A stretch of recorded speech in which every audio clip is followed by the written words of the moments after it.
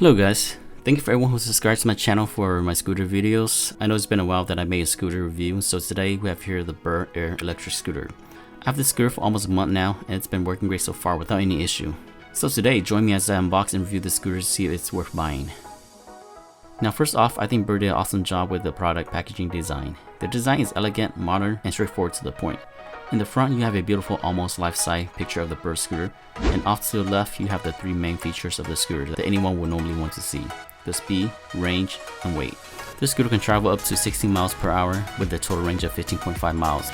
The max weight this scooter can support is up to 220 pounds. I weigh 160 pounds and this scooter works perfectly fine for me. Toward the back, you get a back view of the scooter along with some key features of the scooter such as the foldable neck and LED display. And if you want more detail on the scooter, off to the side there's a list of specs on the scooter, such as the dimension and weight of the scooter. Now let's go ahead and unbox the scooter. The scooter comes nicely packaged with these cardboard support for the scooter, which we will remove. And here we have the stem of the scooter, but before we take out the scooter, let's take a look at the items that are included.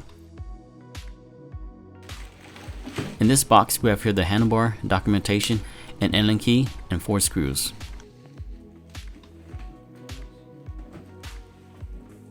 And here we have the scooter. It is constructed of aircraft grade aluminum and only weighs around 30 pounds.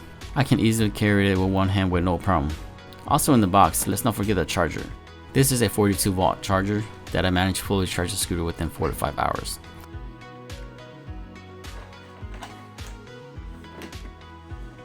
Now let's set up the scooter. This scooter has a 2-part locking mechanism. You have the main lock to lock the stem in place, and then you have this collar on the stem that will slide down over the latch. This gives the scooter a cleaner look and also prevent the latch from accidentally popping out and causing the stem to unintentionally fold down. The whole stem is completely hollow and contains one single connection that you'll need to connect to the handlebar. The handlebar will just slide into the stem and you'll just use the 4 provided screws to screw it in place.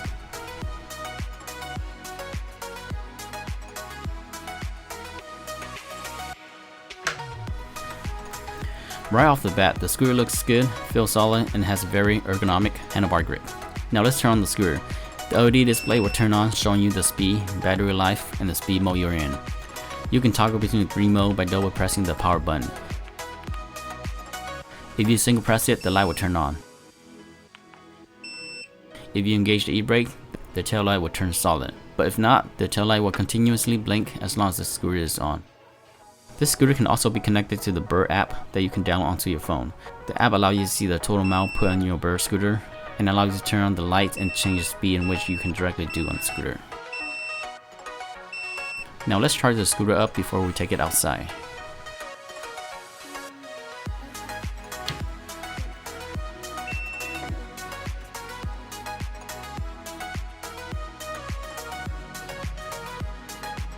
The Burr Air is manageable inside. It measures about 45 inches tall and 39 inches long. And when it's folded, it's small enough to fit into the trunk of most car or bring onto public transportation.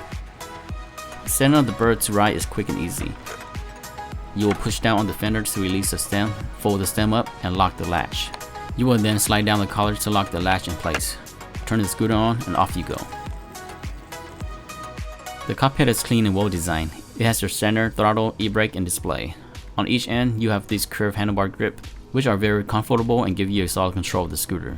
All these parts are flush together, which I really like because it keeps the cockpit from looking cluttered. Right below the display, you have a nice looking latch, which I find very useful to hang bags. The scooter is rear wheel drive with a 250-watt brushless motor at the rear. Both back and front 8-inch wheel are wrapped in these semi-solid rubber tires, which provide a nice, quiet, smooth ride. The deck is spacious and has a rubber mat that provides you with great traction, whether you're riding in wet or dry conditions. Right below on the left, you have here the kickstand that prop out at an unusually low angle, but I feel like it does give the scooter more stability standing up when not in use. Now for a quick speed test. Alright guys, so this is a speed test, and this is at level 1.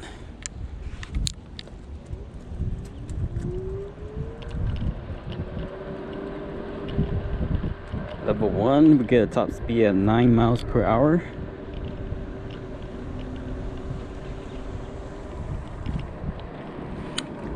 Now this one's going to be at level 2.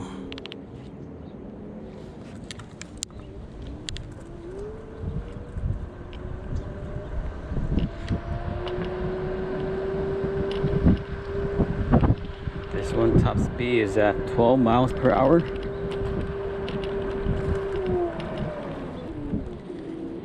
Okay, so for the top speed.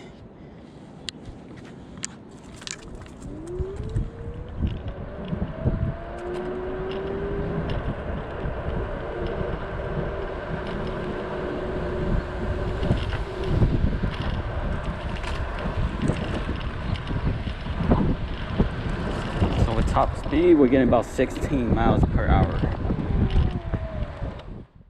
This scooter comes with electronic and manual brakes. This is the e-brake at top speed.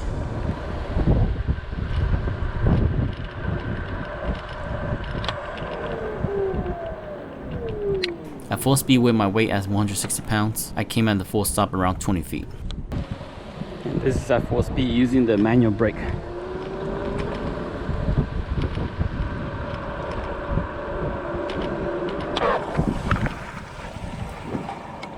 With the manual foot brake, you can stop the back wheel from spinning completely. I was able to come to a complete stop at around 16 feet. This is for testing purposes only, and I would not recommend anyone to go this fast and at the same time stop this hard if it's unnecessary. I took the scooter out for a road test, and I'm quite surprised by how soft the ride feels for a semi-solid tire with no suspension. The ride was smooth, fairly quiet, and vibration was minimal compared to my ES4 800. Also for a 250 watt motor, the acceleration was reasonable and picked up speed quickly to 60 miles per hour. With this 250 watt motor, I was surprised it was even able to carry me on grassy terrains. The ride was bumpy, but that was to be expected with solid tires on uneven surfaces.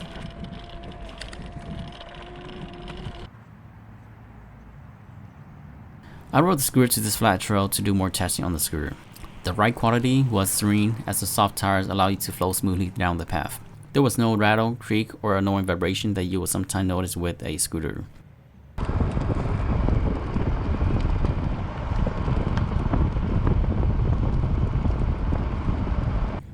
For a scooter with semi-solid tire with no suspension, the quality was better than I expected and maybe as close to an air-filled tire as you can get.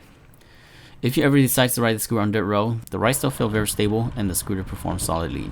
You do feel most of the bump, cracks, rocks, and pothole, but the soft semi-solid tire does help lessen the impact. Overall, I didn't feel like my brain was vibrating, and I did enjoy riding the scooter on the dirt road more than I did with my ES4 800.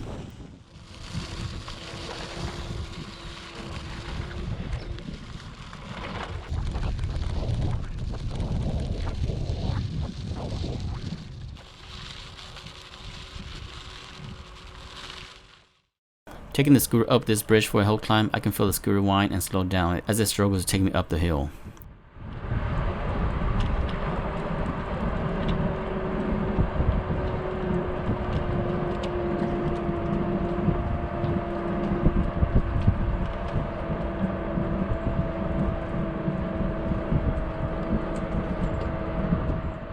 With 2 bar left, it managed to take me up all the way at 10 miles per hour. Like with most entry-level scooter, you may have to help it out with a few kicks to get it going.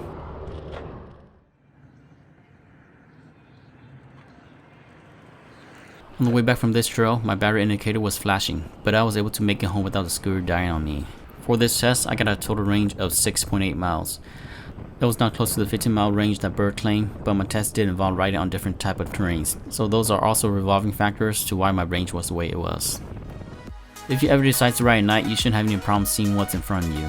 Although not as bright as your typical flashlight, the built-in front headlight is bright enough to allow you to see what's in front of you. The bright red tail light in the back also blinks constantly, which will definitely aid in keeping you visible at night. Overall, I think the Bird Air is a decent lightweight entry-level scooter if you're willing to spend extra dollars.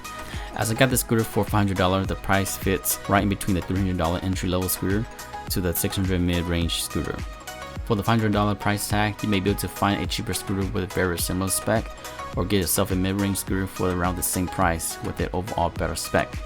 With that being said, the Bird Air is a good scooter, but at this price point, you now have more options to choose from at your disposal. Other than that's it for this review. Thank you so much for everyone who support my scooter reviews. To let you guys know, I've just pulled the trigger and upgraded to a high-end scooter. I've been testing it for the past months and I'm very excited to put a video together for you guys, so stay tuned on that. If you're not subscribed to my channel, don't forget to click that subscribe button so you can be notified of my upcoming videos. Stay safe everyone, and I'll see you on my next scooter videos.